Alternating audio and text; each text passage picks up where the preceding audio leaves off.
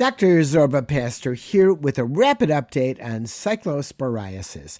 Now, have you had diarrhea in your life? Who hasn't had diarrhea?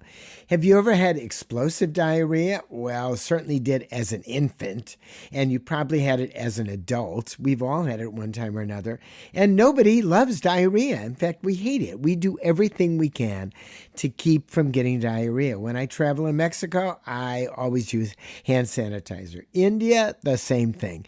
When my wife Penny and I traveled through Southeast Asia for a year, we never ate lettuce. We never ate any fruit or any vegetables that were not cooked ever for an entire year.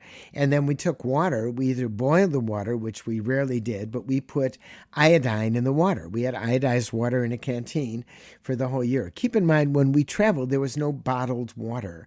They hadn't yet invented that. It was not available. So it's really important to stay away from any infection that goes on. And right now, we're seeing a cyclosporiasis infection all around the country. Now, cyclosporiasis is not used. It's a dirty little parasite, awful guy.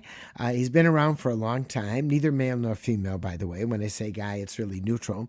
But it's been around for a long time, and it's not unusual to see little outbreaks, but we're having a great big outbreak. So why are we having it, and why is this identified now? Well, Elon Musk, in the spirit of DOGE, said, you know what? We're going to cut down on the way we're going to use money for epidemiological work. We don't really need to know that. We're smart people, and we can figure it out without it. Well, it gutted the agency, and there was basically a $30 to $40 million hole, and a lot of that money basically went to look up things like all over the world, like malaria, a bunch of other things, cholera, but also cyclosporiasis. And so, lo and behold, the hiring freeze and the DOGE cuts basically affected the CDC.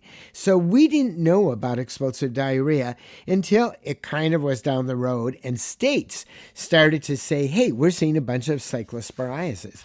Now, in the old days, when the feds did its job as a major scientist and as a major epidemiologist in the United States of America, remember, we are United States.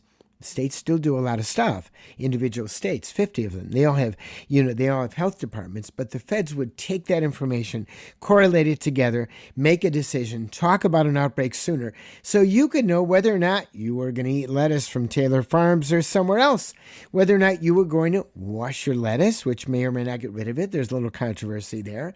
If you have young kids in the house, you might say, hey, it's time to eat cooked vegetables instead of fresh salads. You like to do it. Or it's the lettuce thing. Hey, today we're going to have tomatoes and cucumbers and peppers. You can have a lot of other stuff.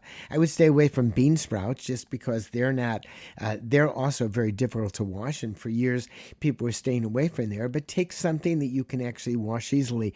Lettuce, you cannot. But getting back to the feds, the DOGE cuts affect your health. If you don't think your health is affected by cuts in the CDC, the FDA, and so on, you are wrong. Now, do there need to be cuts in some of the programs? Of course, that's good management. Not every program is appropriate. Should you take a way of evaluating the program? Of course. If you own a business, you just don't fire people. If you have to let people go, you have to decide how you let them go. My father had a business. He had a dime store. He had a couple of people working for him. And when things got tight, he had to let one of them go to part-time. He knew who that was. It turned out to be the person who didn't work as well as the other person. I mean, he used his own judgment. He was a small businessman for years. Well, small, medium, or large, you don't just come and hack away.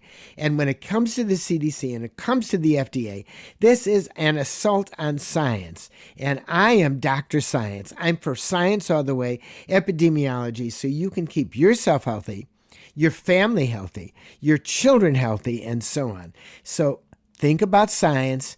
Get politics out of science domain, and that's what we need to do. I'm Dr. Zorba Pastor. Stay well.